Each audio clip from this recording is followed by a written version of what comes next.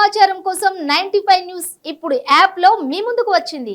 వెంటనే డౌన్లోడ్ చేసుకుని news update తెలుసుకోండి. ప్రతి క్షణం ప్రజాక్షేమం కోసం.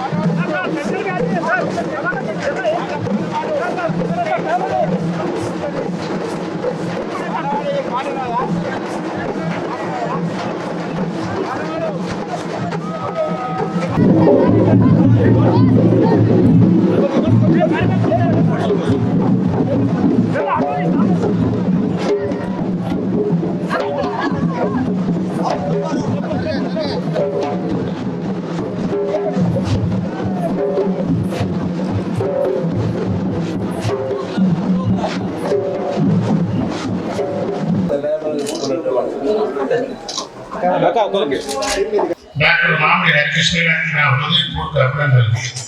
ఈరోజు ఆత్మీయ సత్కారం అందుకోబోతున్నాను. మంత్రివర్యులు గౌరవనీయ జీవోలు కృష్ణారావు గారిని ఈ మధ్యనే నేను ఒక సభలో కలిశాను. అందరినీ ఆప్యాయంగా ప్రకటిస్తూ అందరితో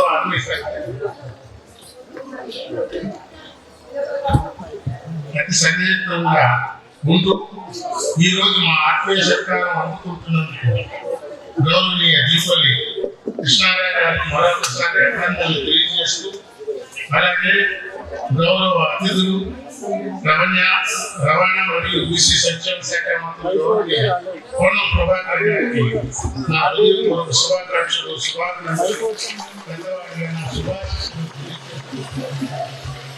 ముఖ్యంగా ఈ జనపద కళాకారులు సేవ చేసే భాగ్యాన్ని భగవంతుడు గత 6 సంవత్సరాలుగా నాకు కలిగించినందుకు నా చివరి శ్వాస వరకు వారిని ఆదుకుంటానని సభాముఖంగా తెలియజేస్తున్నాను. ఇంత చక్కటి కార్యక్రమాన్ని ఎంతో ఆత్మీయంగా ఏర్పాటు చేసినటువంటి తెలంగాణ జానపద కళాకారుల సంఘం అధ్యక్ష కార్యదర్శులు మొంగా శ్రీనివాసరావు, ఎల్లయ్య గారు, దుర్గలావాణి అధ్యక్షులు లంక లక్ష్మీనారాయణ గారిని అభినందిస్తున్నాను.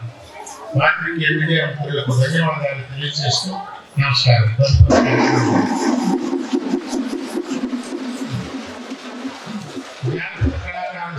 అధ్యక్షుడు శ్రీనివాసరావు గారు వారి తొలి పలుకులు పలుకుతారు.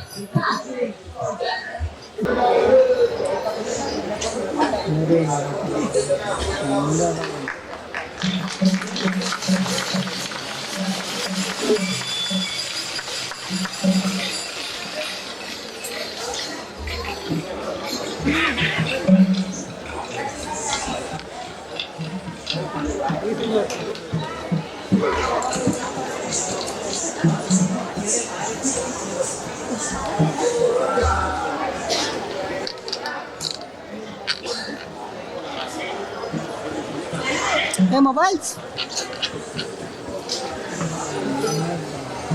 Hey, mobile.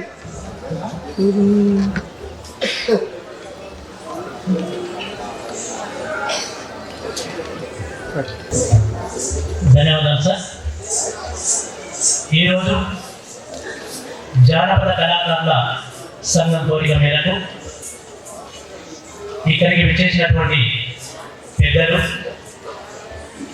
మంత్రివర్యుడు జూపల్లి కృష్ణారావు గారికి, అలాగే పొన్నం ప్రభాకర్ గారికి స్వాగతం సుస్వాగతం. వేదిక మీద ఉన్న పెద్దలందరికీ కూడా హృదయపూర్వక నమస్కారాలు. 33 జిల్లాల నుంచి విచ్చేసినటువంటి వివిధ కళారూపాలకు చెందినటువంటి కళాకారులందరూ కూడా రాష్ట్ర కమిటీ తరఫున మీ అందరికీ హృదయపూర్వకంగా ధన్యవాదాలు, నమస్కారాలు. ఈరోజు కళాకారులు పరిస్థితి వివరించడం కొరకు మరి మన మంత్రివర్గం నూతనంగా ప్రభుత్వం ఎంపికైంది.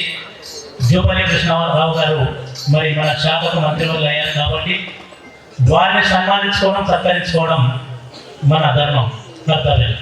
మరి మనకు అడిగిన వెంటనే సమయం ఇచ్చినందుకు మరొకసారి వారికి హృదయపూర్వకంగా ధన్యవాదాలు.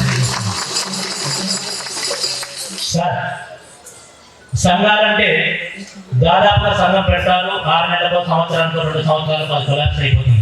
కానీ 2008లో ప్రారంభమైనటువంటి మా సంఘం ఇప్పటి వరకు ఎలాంటి పొరపచ్చలు లేకుండా, ఎలాంటి ఇబ్బందులు లేకుండా మరి మేము ఇంత నీతి నిజాయితీగా నడుపుతున్నాం అంటే దానికి ప్రధాన కారణం మా పెద్దల గురువులు డాక్టర్ కెవి రమణాచారి గారు.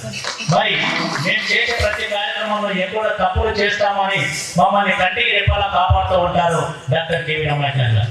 అలాగే సాంస్కృతిక బంధు సారిపల్లి కొండలరావు గారు గత 6 సంవత్సరాల నుంచి ప్రతి నెల ₹1,00,000 100 మంది కళాకారులకు ₹1000 చొప్పున ఇస్తూ 78 నెలలు అవుతుంది ఇప్పటికీ సార్. ఏ ఒక్కరు కూడా ₹10,000 10 సార్లు ప్రతినిధించుకునే కాలంలో 78 నెలలు అంటే దాదాపు 6 సంవత్సరాల నుంచి నిర్విఘ్నంగా మా జానపద కళాకారులను చైతన్యస్తూ వస్తున్నారు. వారికి మరొకసారి హృదయపూర్వకంగా ధన్యవాదాలు తెలియజేస్తున్నాను. మరి 2008లో మా సంఘం ప్రారంభమైన తర్వాత ప్రపంచ జానపద దినోత్సవాన్ని మొట్టమొదటిసారిగా మా సంఘం ఆధ్వర్యంలో నిర్వహించడం జరిగింది సార్. తర్వాత తెలంగాణ ప్రభుత్వం వచ్చిన తర్వాత మా డాక్టర్ మామిడి హరికృష్ణ గారు వచ్చిన తర్వాత మీరు ఎందుకు చేయడం, అధికారికంగా ప్రభుత్వం ద్వారా చేపిద్దామని ఒక హైదరాబాద్లోనే కాకుండా 33 జిల్లాలలో కూడా ఈ కార్యక్రమాన్ని చేపట్టి కళాకారులందరికీ మన ధైర్యాన్ని నింపినటువంటి మా మామిడి హరికృష్ణ గారికి కూడా ప్రత్యేక ధన్యవాదాలు. అలాగే ఈ సంఘం ఏర్పడిన తర్వాత దాదాపు 30 నుంచి 40 వేల మంది వివిధ కళారూపాలకు చెందినటువంటి ఇందాక చూశారు సార్. అక్కడ భద్రాచలం, కొమ్ముకోయ, ఇటు ఆదిలాబాద్, గుస్సాడి, బంజారా, రాజన్నటోళ్ళు, మరి అంతేకాకుండా ఇదే వేదికమైన వర్షాలు రాకపోతే ఒక కాడివాకు కప్పను కట్టుకొని వారదేవుని పాట పాడుకుంటూ వచ్చినటువంటి కళారూపం కూడా మా సంఘం తీసుకొచ్చి వేదికమైన ప్రదర్శన చేసింది సార్. అటువంటి వారిని కూడా చైతన్యస్తూ ముందుకు సాగుతున్నాం. మరి ఇదంతా కూడా ప్రభుత్వ సహకారంతో ఏ ప్రభుత్వం ఉన్నా మేము వారికి అనుకూలంగానే ఉంటూ మరి వారికి ఎప్పుడు కూడా యాంటీగా మేము ఎక్కడ పోలేదు సార్. ప్రభుత్వానికి అనుకూలంగా ఉంటూ మా కళాకారులకు చైతన్యించుకుంటూ పోతున్నాం. ఇప్పుడు మీరు వచ్చింది కాబట్టి మాకు ఇంకా ఫుల్ ధైర్యం సార్. ఎందుకంటే ముఖ్యమంత్రి వైద్యులు ఉమ్మడి మహబూబాబాద్ జిల్లాకు చెందిన వాళ్ళు, మరి ఇప్పుడు మా జూపల్లి కృష్ణారావు సార్ నేను ఒకటే జిల్లా, నాగర్కర్నూలు జిల్లా. మా సార్ వచ్చినందుకు ప్రత్యేక ధన్యవాదాలు. అలాగే సార్ 2011లో మొదలయ్యి ప్రతి సంవత్సరం నిర్విఘ్నంగా జానపద జాతర నిర్వహిస్తూ వస్తున్నాం. మరి అలాగే తిరుపతిలో కూడా తెలుగు మహోత్సవాలలో 3,000 మందికి మాకు అవకాశం కల్పించారు. 2014 తెలంగాణ రాష్ట్రం ఏర్పడిన తర్వాత ప్రభుత్వం ద్వారా చేపట్టిన ప్రతి కార్యక్రమంలో కూడా సింహభాగం అంటే ఎక్కువ మొత్తంలో మా కళాకారులు ఎక్కువ సంఖ్యలో ఉన్నారు కాబట్టి ప్రభుత్వము, సంస్కృతి శాఖ కూడా మాకు సహకరిస్తూ ఎక్కువ మొత్తంలో మాకు అవకాశాలు ఇచ్చి ఆదుకున్నారు సార్. ఇక ముందు కూడా అలాగే జరగాలని మేము హృదయపూర్వకంగా మిమ్మల్ని అభ్యర్థిస్తున్నాం సార్. మరి తెలంగాణ చేపట్టే బోనాలు కానీ, వినాయక చవితి కానీ, బతుకమ్మ సంబరాలు కానీ, 15 ఆగస్టులో గోల్కొండలో కోటలు ఎగిరించే కార్యక్రమాల్లో కూడా మా కళాకారులు లేకుండా ఎక్కడ కూడా కార్యక్రమం జరగలేదు సార్. మరి అలాగే మరి యొక్క విన్నపం సార్, చాలా మంది ఈ రోజు మేము కేవలం మిమ్మల్ని సన్మానించుకోవడానికి ఇక్కడికి ఆహ్వానించాం కాబట్టి మేము కోరికలు చెప్పుకోవడం సమంజసం కాదు. కానీ 1-2 మాత్రం చెప్తాం సార్. అది ఎందుకంటే ఇప్పుడు చేస్తున్నారు కాబట్టి మీరు రిసీవ్ చేస్తున్నాం. పెన్షన్ మరి వృద్ధాప్య పెన్షన్ అందరికి ఇస్తున్నారు. కళాకారులకు మాత్రము కోటాతో నిమిత్తం లేకుండా మా అందరికి కూడా ఇవ్వాలి. ఇప్పుడు కొంతమందికి మాత్రమే ఇస్తున్నారు. అర్హులైనటువంటి ప్రతి 55 సంవత్సరాల అలాగే మా జానపద కళాకారులందరికీ కూడా కోటాతో నిమిత్తం లేకుండా అర్హత అందరికీ కూడా పెన్షన్ ఇప్పించాలని కోరుకుంటున్నాం.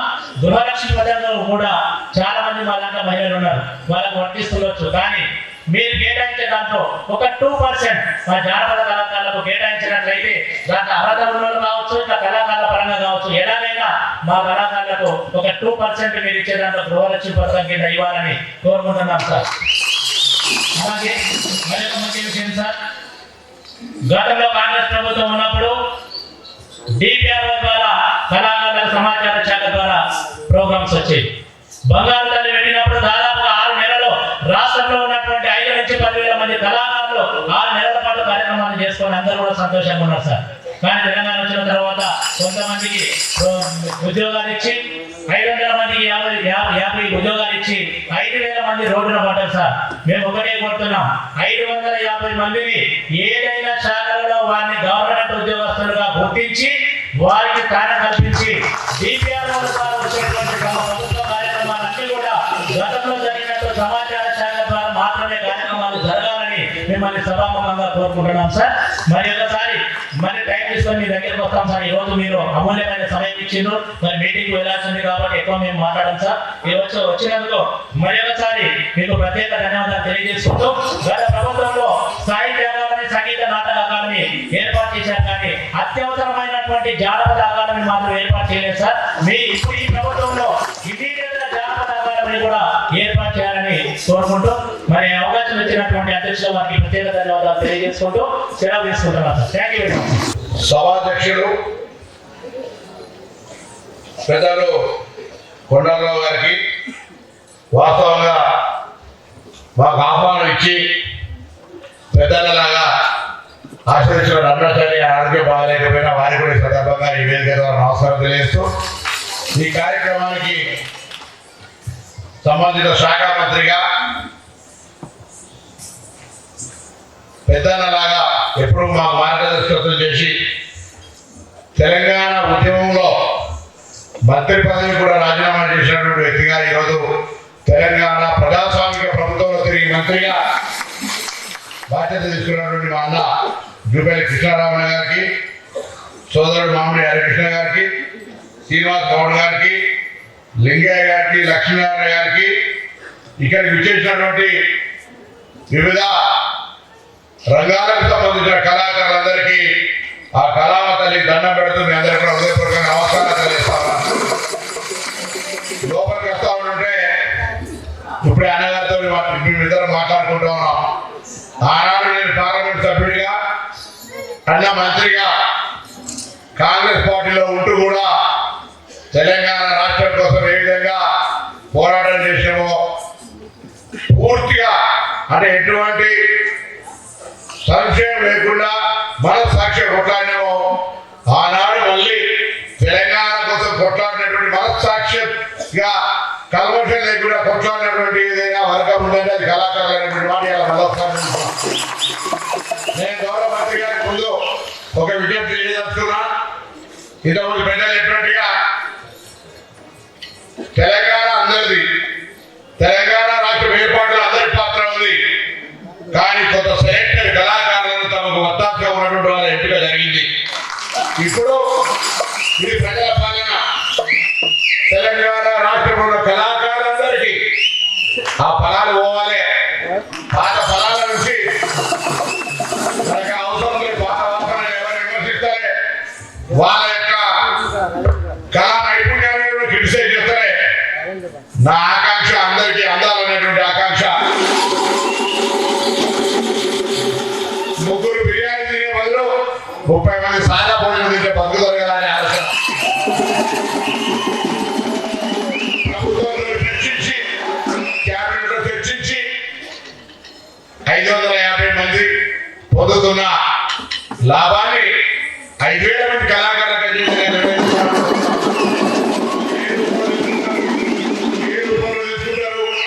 ఏ విధంగా అవుతుంది? నేను అన్నీ చెప్తా ఉన్నా.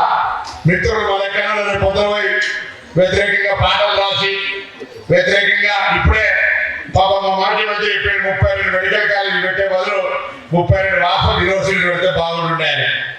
ఆ వాటి ద్వారా ప్రచారం చేస్తే నేను ఎవరు వ్యతిరేకంగా మాట్లాడతలే. నేను మాట్లాడుతా ఉన్నా తెలంగాణలో ఉన్నటువంటి కళాకారులకు అందరికీ సమన్వయం జరగాలి.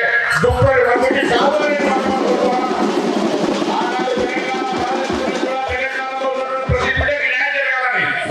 తెలంగాణలో ఉన్న వాళ్ళందరికీ న్యాయం జరగాలని కోరుకోవాలి. కాబట్టి ఏ తెలంగాణ సెక్రటరీ అంటే మంత్రులు అధికారులు ప్రజలను ఏ విధంగా చేయాలి, ప్రజా దర్బార్లు పెట్టి ప్రజలందరికీ ఆహ్వానించి సమస్య ఎట్లున్నామో ముఖ్యమంత్రి ప్రగతి వేదికలు ప్రజా పాలన కింద వేసి ప్రజలకు అవకాశం ఇస్తున్నామో ఈ యొక్క సాంస్కృతిక తెలంగాణ సాంస్కృతిక ఆ యొక్క వారసత్వాన్ని కొనసాగించాలంటే అందరి కళలు జీవించాలి, అందరి కళాకారులు పొందాలి. ఆ యొక్క కుతులలాగా ఉన్నటువంటి చిన్న చిన్న అంశాలను నేను హుస్నాబాద్ నుంచి ప్రాతినిధ్యం వచ్చినప్పుడు కోలాటం ఆడడం, డప్పు కొట్టడం, ఒగ్గు కొట్టడం వాళ్ళతో నీడమైపోయాం. ఎందుకంటే మేము కూడా గారికి వచ్చినాం. నాకు పాట పాడాలి కావచ్చు, కానీ పాడమని డప్పు కొడితే నృత్యం డ్యాన్స్ అనేటువంటిది నాలాగా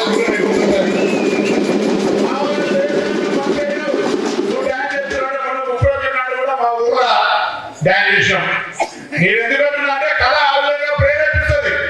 తెలంగాణ ఉద్యోగం గట్టిగా పోరాటం చేయడానికి కూడా అలాంటి కళలు. ఒకవైపు ఆర్టీసీ కార్మికులు రైతులుగా పసిపోయే రైతులుగంటే మీరంతా మీ పాట, గానము, నృత్యము, డప్పు అనేకమైనటువంటి తెలంగాణ ప్రేరణ కలిగించిన అంశం లోపల అందరి భాగస్వామ్యం ఉందని చెప్పే ఉద్దేశమైన మంత్రిగా మాట్లాడుకుంటాం. దీనికి అందరూ కూడా ఒకవేళ నిర్ణయం తీసుకునే వాళ్ళంతా మమ్మల్ని ఏం చేయాలి? మనం ఒక నిర్ణయం తీసుకొని 550 మంది 500 మంది తీసుకునేటువంటి ఆ యొక్క లాభాన్ని 5,000 మందికి పంచితే ఆ 500 మంది మా మీద దాడి చేస్తే మీరు ఏం చేస్తారో అడుగుతాను. గుర్తులేదు, వాళ్ళు 500 మందే గుర్తున్నారు. ఆ యొక్క వైపు మంత్రి మాజీ మంత్రి చెప్తున్నారు 32 వాట్సాప్ వచ్చింది పెడతా ఆ 500 మంది మందికి నువ్వు ఏం చేయాలప్పుడు? న్యాయం జరిగింది, మీకు ఎట్లా కనుకుందో మాకు కనుకుంది.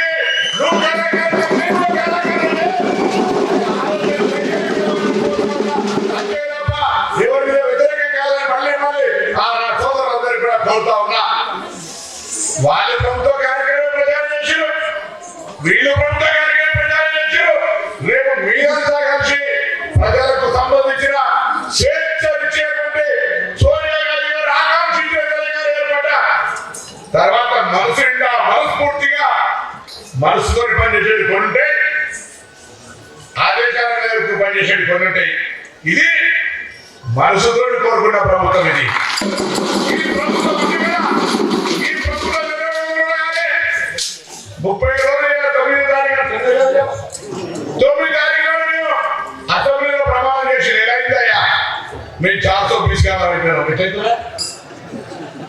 हम चाहे केसीआर केबीआर हरीश राव संतोष राव నలుగురు కలిసి మేము 420 420 చెప్పుకోవడానికి చెప్తారా మీరు?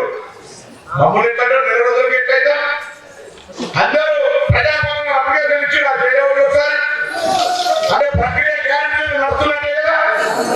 డాటా ఎంట్రీ అయింది కదా, మరి ఎందుకు రాబోతుందరా?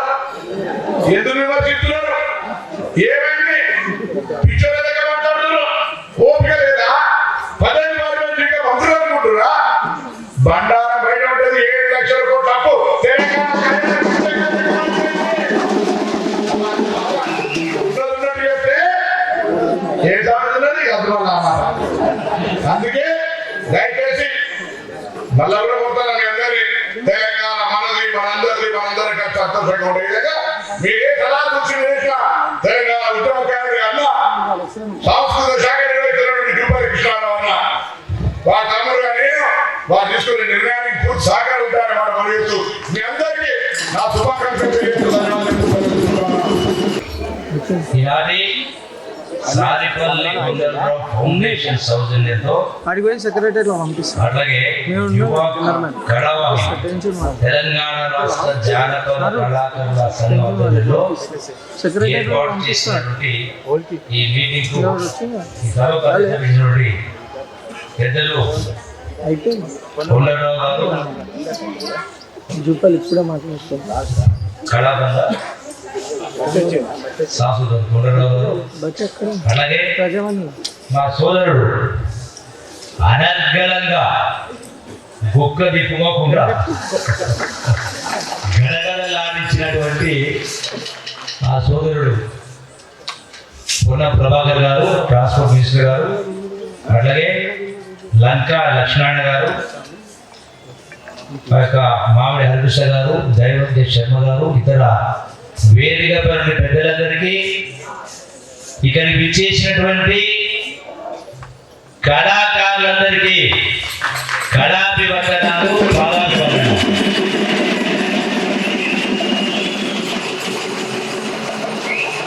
మా మీడియా మిత్రులందరికీ హృదయపూర్వక నమస్కారం.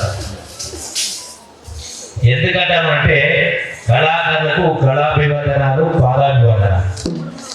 ఎందుకంటే యావత్ తెలంగాణ రాష్ట్ర సమాజాన్ని సంఘటిత చేసినటువంటి శక్తి.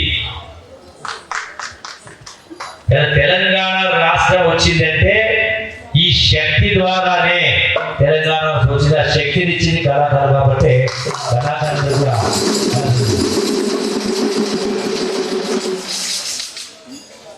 నాకు కూడా ఆనాడు మంత్రిగా రాజీనామా చేసి పాలమూరు జిల్లాలో పాదయాత్ర సందర్భంలో స్ఫూర్తినిచ్చింది, అలసట లేకుండా స్ఫూర్తినిచ్చి చేసింది కూడా ఈ కళాకారులు. అందుకనే కళాకారులకు ఎంత చేసినా తక్కువనే, చేయాల్సి చాలా ఉంది. ఎందుకంటే ఒకటి మన ప్రాచీన కళలు, సాంస్కృతిక కళలు, రకరకాల కళాకారులు, రకరకాల అంటే గోండు,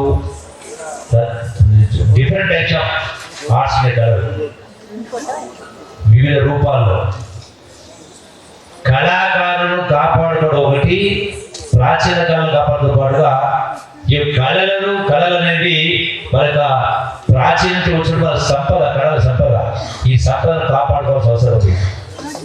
దాంతో పాటుగా నేను టూరిజం మినిస్టర్ కూడా పనిచేస్తా ఉన్నాను. టూరిజానికి ఈ యొక్క కళాకారులు కూడా సమన్వయం చేయాల్సిన అవసరం ఉంది. ఎందుకంటే టూరిజం అంటే కేవలం ఒక స్ట్రక్చర్లు, నిర్మాణాలే కాదు, భారతదేశ సంస్కృతి, సాంప్రదాయాలు, కళలు అనేది పాశ్చాత్య దేశాలకు చూపించాల్సిన అవసరం ఉంది. అది కూడా టూరిజంలో యొక్క కళాకారుల పాత్ర కూడా పెంపొందించాల్సిన అవసరం ఉంది, పెంచాల్సిన అవసరం ఉంది ఖచ్చితంగా. మా మిత్రులు చెప్పినట్టుగా తెలంగాణ రాష్ట్రం సాధించుకున్న తర్వాత ఏ స్థాయిలో యావత్ తెలంగాణ సంఘటిత శక్తికి ఏర్పడి ఏమి ఆశించి సంఘటిత శక్తి ఏర్పడదో, వందలాది మంది తెలంగాణ బిడ్డల అమరవీరుల యొక్క ఆకాంక్ష, వాళ్ళు కూడా అన్నలాగా మన రోజు బతికే వాళ్ళు ఎదురగా, కానీ మా చావుతోనే తెలంగాణ రావాలి, మా తెలంగాణ రాష్ట్రం పచ్చగా ఉండాలి, 10 కాలాలు వర్ధిల్లాలి, ప్రజాస్వామ్యం వర్ధిల్లాలి, అందరి కష్టాలు తీరాలని ఒక ఆకాంక్షతోటి వందలాది మంది బిడ్డలు ప్రార్థన చేసి, కానీ వాళ్ళ కళ అనేది కళలుగానే మిగిలిపోయింది. అందుకే ఈనాడు యావత్ తెలంగాణ రాష్ట్ర ప్రజలు గడిచిన 9.5 సంవత్సరాల పరిపాలన చూసిన తర్వాత ఈ 4 కోట్ల ప్రజల ఆకాంక్ష నెరవేరన్నా, వందలాది ప్రార్థన బిడ్డల కళలు నెరవేరన్నా కాంగ్రెస్ పార్టీ అంటే తెలంగాణ రాష్ట్ర యొక్క ఆవేదన చూసి సోనియా గాంధీ గారి నాయకత్వంలో ఆనాడు యూపీఏ ప్రభుత్వం సోనియా గాంధీ గారి సారథ్యంలో దశాబ్దాల కళ నెరవేర్చాలని ఒక కంగన కట్టుకుని తెలంగాణ రాష్ట్రం ఇస్తే రాజకీయంగా ఆంధ్రాలో కాంగ్రెస్ పార్టీ నష్టం తెలిసి కూడా తెలంగాణ రాష్ట్రం నుంచి ప్రజల కోరిక నెరవేర్చడం జరిగింది. అందుకే ఈరోజు తెలంగాణ ప్రజల ఆకాంక్ష నెరవేరాలంటే ఆ కళాకారులైనా ఇతర ఇది అన్ని వర్గాల ప్రజలు ఆకాంక్ష నెరవేరాలంటే అది కాంగ్రెస్ పార్టీ ద్వారా సాధ్యమని చెప్పనే ఈనాడు ప్రజలు కాంగ్రెస్ పార్టీని ఆశీర్వదించడం జరిగింది. ఎన్నో సమస్యలు ఉన్నాయి. నిజంగా కళాకారులకు సంబంధించి ఏదైనా మా పెద్దలు మాట్లాడినట్టుగా సంఘం అధ్యక్షుడు శ్రీనివాసరావు గారు 5,000 మంది కళాకారులు ఉంటే 530 ప్రశ్నించారు. అది కూడా పౌషణంగా 3 మాసాల నుంచి జీతాలు వసూలు. 3 మాసాల నుంచి జీతాలు వసూలు అంటే ఎంత గొప్ప కళాకారం చేసింది. కాబట్టి ఇలా ఆనాటి ప్రభుత్వం, ఆనాటి మొదలమ్మ ప్రభుత్వం గొప్పగా చేసిన. కానీ తెలంగాణ రాష్ట్రం సాధించుకున్న దాంట్లో ప్రధాన పాత్ర, ప్రముఖ పాత్ర పోషించినటువంటి కళాకారులకి జీతాలు పరిస్థితి తీసుకొచ్చి పెట్టి పెద్ద గొప్ప చేసి పెట్టి 7 లక్షల కోట్ల రూపాయల అప్పు, సంవత్సరానికి 40,000 కోట్ల వడ్డీ. ఎక్కడ పోయినావు? నేను చూస్తుంటే పేపర్ చూస్తూ ఉంటే 30 రోజులు కాలే తెలంగాణ రాష్ట్రం వస్తే ప్రజల ఆకాంక్ష నెరవేర్చారని సోనియా గాంధీ గారి నాయకత్వంలో 6 గ్యారెంటీలు ప్రకటించడం జరిగింది. 3 మాసాలు అంటే 100 రోజులు చేస్తామని చెప్పడం జరిగింది. 30 రోజులకే ఏం చేస్తారా, ఎక్కడ పోతుందని మాట్లాడుతున్నాం. అంటే మీరు చేసిన కార్యక్రమమే. అందుకే ఒక్కొక్కటి అయినా కూడా మీరు చేసినటువంటి పరిపాలన పుణ్యమా చెప్పని ఎన్ని ఇబ్బందులున్నా 100% చెప్పినటువంటి కార్యక్రమాన్ని కూడా పూర్తి చేసి కార్యక్రమం చేస్తాం 1 by 1 డెఫినెట్గా. కళాకారులకు సంబంధించి చాలా మంది అంటే టాలెంట్ ఉన్నవాడు, తెలంగాణ ఉద్యోగుల పాత్ర అందరికీ అవకాశం రాలేదు. తప్పకుండా మీ కోరిక తీర్చడం కోసం గౌరవ ముఖ్యమంత్రి గారితో కూడా ప్రస్తావించి వీలైనంత తొందరలో వీలైనంత ఆ వంతు ప్రయత్నం చేసి న్యాయం చేసి ప్రయత్నం చేస్తాను. అట్లాగే వృద్ధ కళాకారు అంటే జీవితంలో చరమాంకాలు ఉన్నటువంటి వాళ్ళు. ఈనాడు తెలంగాణ రాష్ట్రం వచ్చింది కాబట్టి ఆనాడు సమైక్య రాష్ట్రంలో 500 రూపాయలు ఉంటే 3,016 వచ్చింది. అట్లాగే ఇలా కొత్త ప్రభుత్వం, కొత్త సంవత్సరం, కొత్త ప్రభుత్వం ఇలా సెలవు అధికారం వచ్చే కారణంగా తప్పకుండా ఈ 3,000 రూపాయలు ఎట్లయితే దివ్యాంగులకు 6,000 రూపాయలు పెన్షన్ ఇస్తా ఉన్నారో ఈ యొక్క కళాకారు కూడా, వృద్ధ కళాకారు కూడా అదే పద్ధతిలో ముఖ్యమంత్రి గారితో సంప్రదించి ఆ విషయంలో కూడా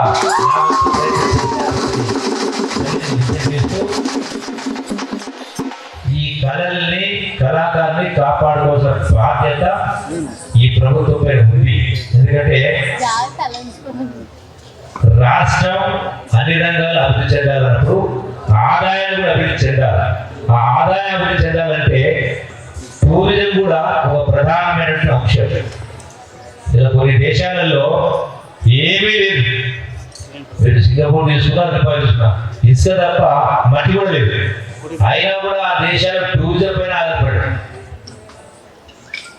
అందుకనే ఇంత గొప్ప టాలెంట్ ఉన్నటువంటి ఇన్ని రకాల కళలు, ఇంత 1000 మంది కళాకారులు ఉన్నటువంటి మన తెలంగాణ రాష్ట్రంలో మీ యొక్క అందరినీ భాగస్వామ్యం చేసి వచ్చినటువంటి టూరిస్టులకు, పాశ్చాత్య దేశం నుంచి వాళ్ళకు ఒక కట్టడాలు, కళాఖండాలే కాదు, కళాకారులు మీ యొక్క టాలెంట్ కూడా చూపించి ఈ యొక్క టూరిజం కూడా టూరిస్టులు అట్రాక్ట్ చేసేదానిలో మిమ్మల్ని భాగస్వామ్యం చేసి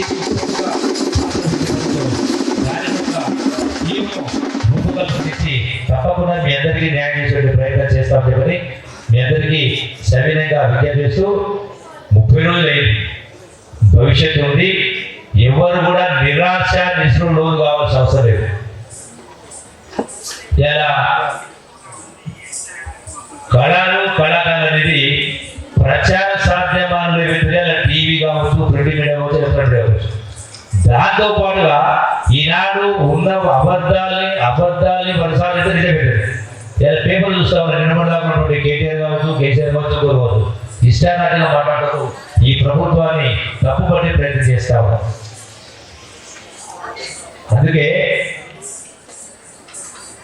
ఈ ప్రభుత్వ పరిపాలన యావత్ నిజమైనటువంటి తెలంగాణ ఏ అమరవీరుడు ఆశయంతో కలగడం తెలంగాణ సదస్సును డెఫినెట్ గా తెలంగాణ రాష్ట్రం చాలా గౌరవ ముఖ్యమంత్రి రేవంత్ రెడ్డి గారి నాయకత్వాన తెలంగాణ రాష్ట్రం భారతదేశానికి ఆదర్శంగా ఉండే పద్ధతిలో మీ అందరి సహాయ సహకారం తీసుకొని మీ అందరినీ భాగస్వామ్యం చేసి మీ యొక్క భవిష్యత్తును తీర్చిదే దానిలో తప్పకుండా 100% కృషి చేసి మీకు అండగా ఉంటుంది చెప్పని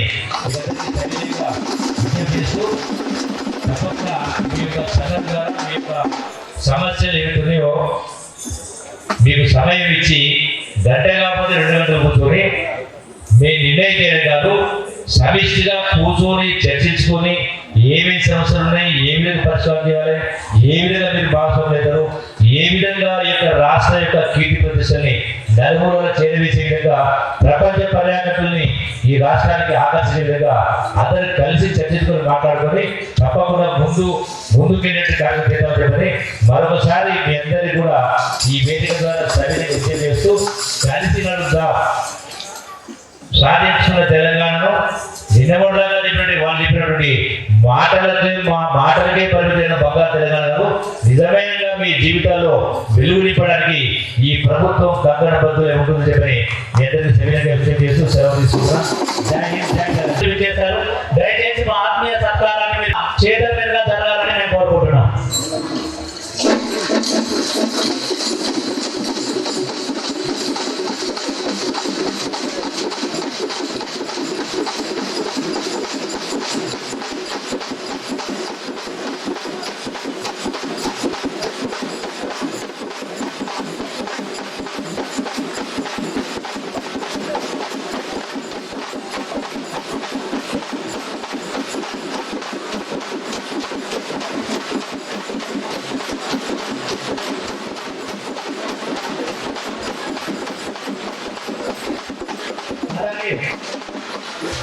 బీసీ శాఖ మంత్రులు